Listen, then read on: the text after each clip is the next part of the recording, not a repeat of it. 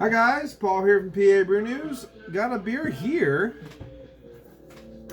from the Logyard Brewing Company. This is Birch Cane Style Ale. I don't know what that means.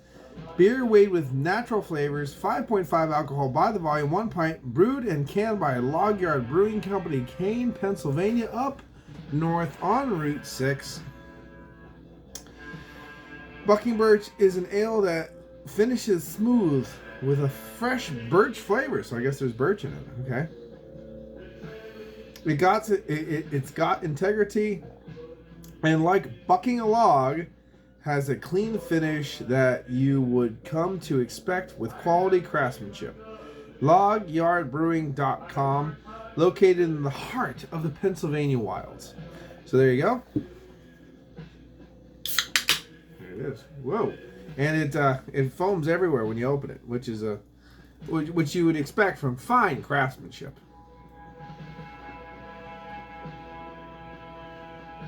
Yeah, so a little overcarbonated, which I'm super freaking happy about.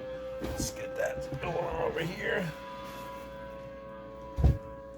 Which you would expect from only the finest of craftsmanship. Thanks, guys.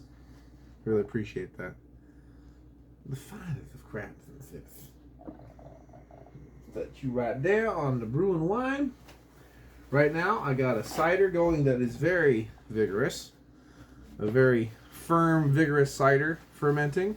I have a slow and steady mead fermenting. And here I have two different wines, which is crazy because the one wine has almost shown no sign of fermentation, even though it is slowly doing it.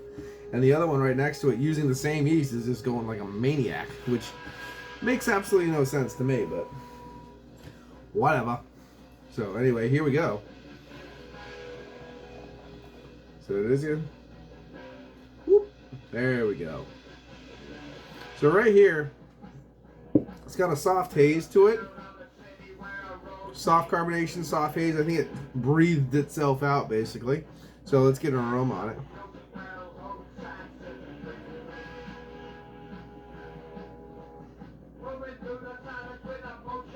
I get a little bit of a birch tonality. I could say that, yeah. A little earthy, peppery kind of notes. Very interesting smell. Just give it a try. Cheers.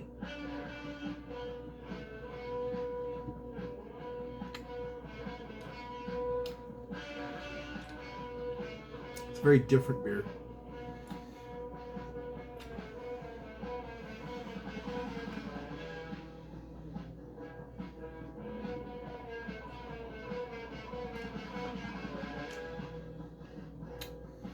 It's a very weird beer.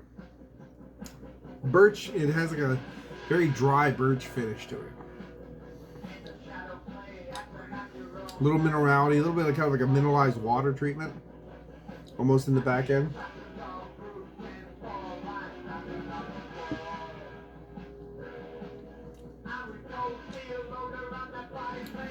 The malt base is very plain, very there. It's a soft bready malt base, almost a hint of a cereal grain, but very soft.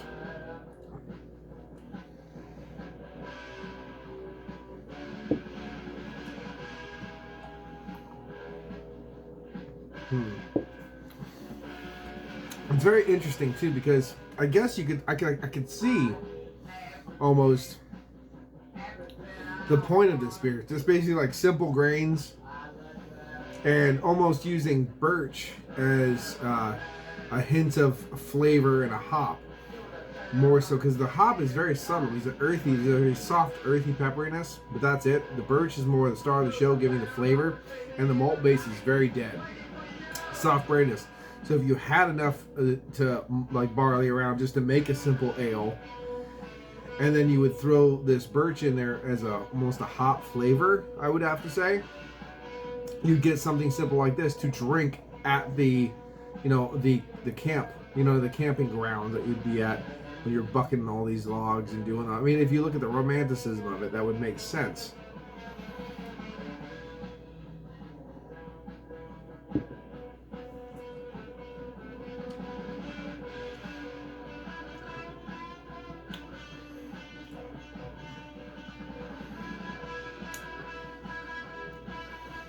It's very. It's not the greatest beer in the world for sure. Very thin, light. Definitely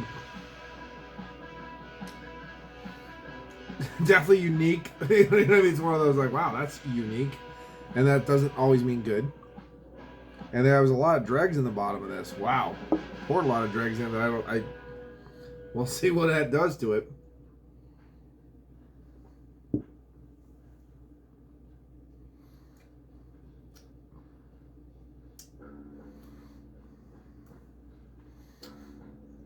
Brings up the breadiness.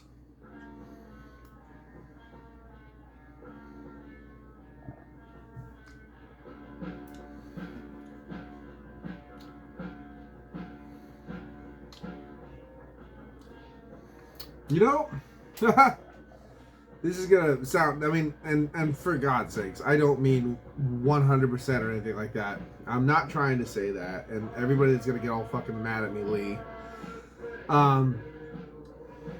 When I drink this beer, it subtly reminds me of drinking Orval to a weird way. Just because of those kind of like a stinging nettle floral compound and that birch kind of menthol kind of qualities kind of coming out of this. But that breadiness, it's very interesting. It's not blowing my doors off. It's not very good. I will say that though.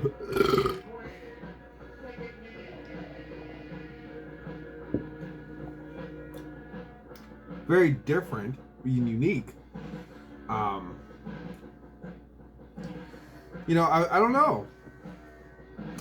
I saw Bucking Birch. I'm like, what the hell is this? You know, but then Cane Style Ale, and I was like, that actually sounds would be cool. What's the house ale for Cane area? You know what I mean? Like, here's our tavern ale, that kind of thing. And I'm like, ooh, that sounds nice. A hearty tavern ale kind of a thing with birch in it.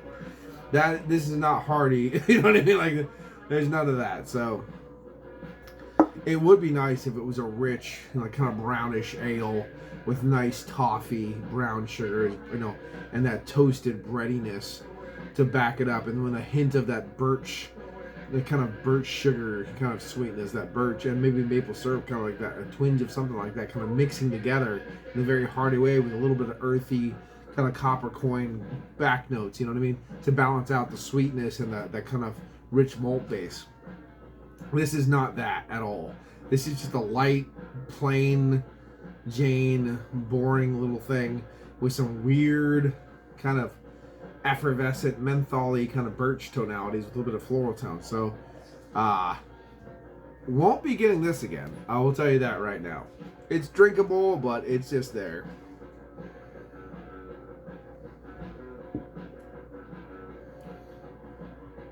I don't consider this bad. I don't consider it offensive. I don't consider anything like that. I was a little pissed off that it spewed all over the goddamn place, but other than that, it could definitely use with a nice caramel malt sweetness to kind of kick, like a lot of Maris Otter and stuff like that, and some Crystal, to kick this up, to give it a little bit more compounds and stuff to add to that birch kind of flavor. But I'm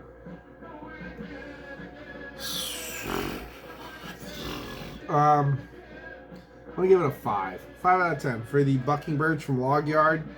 I like their 666. I thought it was pretty fun, but they really haven't been impressing me, unfortunately. So, well, we'll see if I have some more stuff from them. And I actually would like to go to Cane and actually just try their stuff there and see how it is. So, anyway, this has been PABrewNews. Cheers. Bye-bye. Watch that finger. Here it comes.